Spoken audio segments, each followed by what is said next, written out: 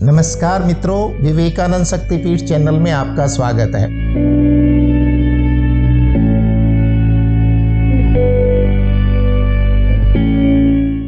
मित्रों, आज मैं स्वामी विवेकानंद के दो प्रसंग आपके सामने रखूंगा जिनके बारे में बहुत कम लोग जानते हैं। स्वामी विवेकानंद यदि अमेरिका तक गए तो उसमें सबसे ज़्यादा हाथ राजा अजीत सिंह खेतड़ी का है। स्वामी जी एक बार 8-10 दिन के लिए राजा अजीत सिंह के पास खेतड़ी दरबार में रुके हुए थे और उनके ज्योतिष के जो आचार्य थे राजा साहब के, वो 1 महीने की छुट्टी काटने के बाद आए थे।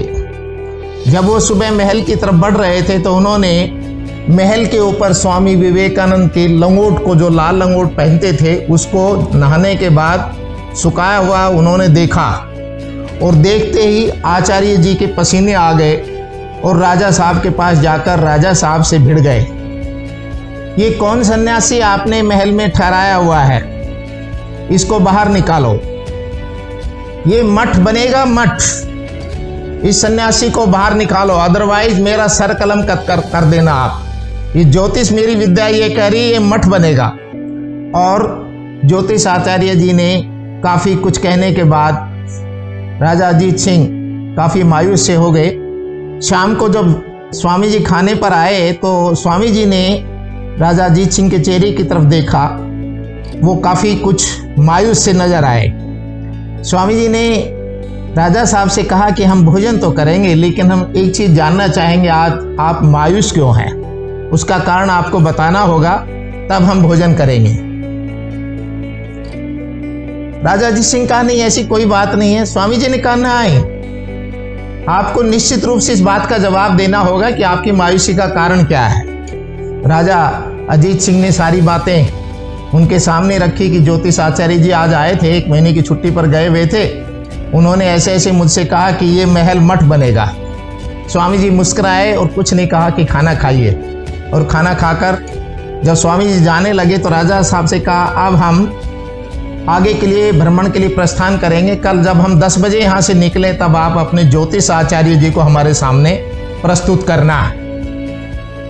वही बात, स्वामी जी जब नाश्ता करके बाहर आए तो आचार्य जी, ज्योतिष के जो आचार्य जी थे वो भी सामने थे। तो स्वामी जी ने आचार्य जी से पूछा, आचार्य जी आपकी ज्योतिष विद्या क्या कहती है कि राजा अजीत सिंह को कोई संतान है या नहीं है। ज्योतिष आचार्य जी ने कहा कि जी राजा साहब को कोई संतान नहीं है, शादी हुए 14-15 साल हो गए और इनके भाग्य में कोई संतान का लेख नहीं है। स्वामी जी ने मुस्कुराते हुए कहा, राजा अजीत सिंह की तरफ नजर गाड़ते हुए कहा, राजा साहब हम आपको ये आज आशीर्वाद देकर चलते हैं कि 9 महीने बाद आपको पुत्र रत्न की प्राप्ति होगी। ठीक 9 महीने के बाद राजा अजीत सिंह को पुत्र रत्न की प्राप्ति हुई। राजा अजीत सिंह ने पता लगवाया कि स्वामी जी आजकल भारत में भ्रमण कहाँ कर रहे हैं। स्वामी जी उस समय माउंट आबू के अंदर थे और पता लगा कि पिछले 4-5 दिन से स्वामी जी एक गुफा में गए हुए हैं, सुबह शाम खाना जाता है और स्वामी जी 4 दिन के बाद उस गुफा से बाहर आएंगे। राजा अजीत सिंह ने अपने उनके लिए जो घोड़ा बुग्गी उन दिनों होती थी उसका इंतजाम करके बाहर भेजी हुई थी। जब उनको पता लगा कि राजा अजीत सिंह को पुत्र रत्न की प्राप्ति हुई है और इतने तारीख का वहाँ पर एक आयोजन होने जा रहा है, उसमें राजा साहब ने आपको बुलाया और आपके लिए वाहन की व्यवस्था की गई है, बड़े सत्कार के साथ आपको ले जाया जाएगा। स्वामी जी तैयार हुए, खेतड़ी पहुंचे, रात का वो समय आ गया। रात को जब नाच गायन के लिए, जब रात के 8:30-9 बज रहे थे, स्वामी जी ऊपर बैठे थे, राजा साहब उनके सामने बैठे थे, स्वामी जी का आसन सबसे ऊपर लगा हुआ था।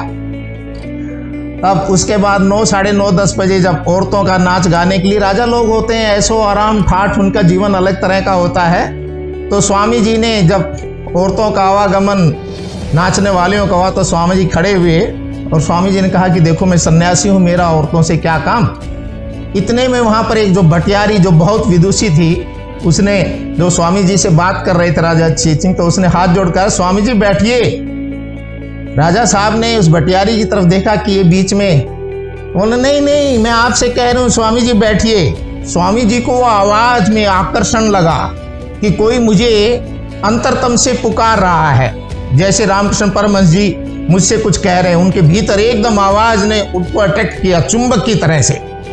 उसके बाद स्वामी जी वहां बैठ गए और भटियारी ने अपने तीनों चारियों जो साथ उसके गायन वाली थी उन सबको तैयार करके भटियारी ने मीरा के पद को गाया।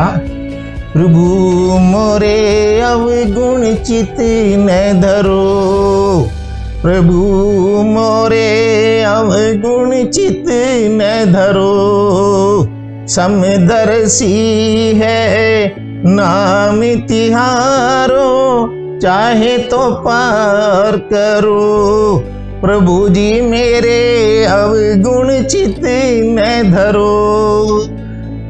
जब ये मीरा का पद पूरा हुआ, स्वामी जी की आंखों से गंगा नदी बह रही थी। स्वामी जी को कोई विशेष शक्ति उसके अंदर डुबोए जा रही थी। और जैसे ही भजन खत्म हुआ, स्वामी जी खड़े हुए, मीरा जो पद सब समाप्त हुआ तो भटियारी के चरणों में हाथ लगाकर स्वामी जी ने कहा कि माँ, आज तक तो मैं अधूरा था, माँ आज आपने मुझे पूरा कर दिया है।